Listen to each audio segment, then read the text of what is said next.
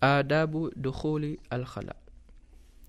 Mga kaasalan sa paggamit ng يحرص الإسلام على أن يكون المسلم محافظا على الطهارة الحسية والمعنوية والنظافة من كل النجاسات والأقذار. Allahumma inni a'udhu bika minal khubuthi wal khaba'ith. Pangalawa, inuuna ang kaliwang paa sa pagpasok sa palikuran at pagkalabas ay magsasabi naman ng gufranak.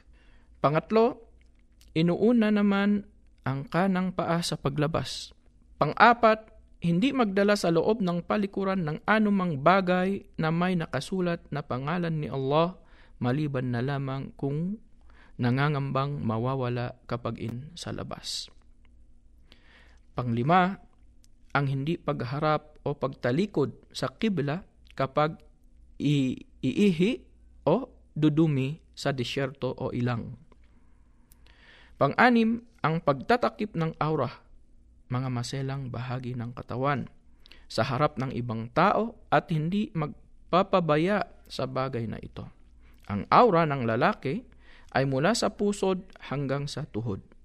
At ang sa babae naman ay ang kanyang buong katawan maliban sa mukha kapag nagsasagawa ng sala. Pangpito, ang pag-iingat na hindi madikitan ang katawan o kasuotan ng ihi o dumi. Pangwalo, ang paglilinis ng sarili sa pamamagitan ng tubig matapos umihi o dumumi o sa pamamagitan ng paggamit ng papel o bato at iba pang katulad nito upang maalis ang bakas na najasa, sanhi ng ihi at dumi kapag walang tubig, at ang paggamit ng kaliwang kamay sa paglilinis.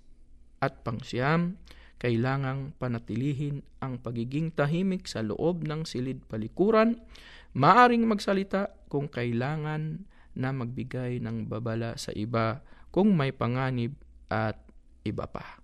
Wassalamu alaikum warahmatullahi wabarakatuh.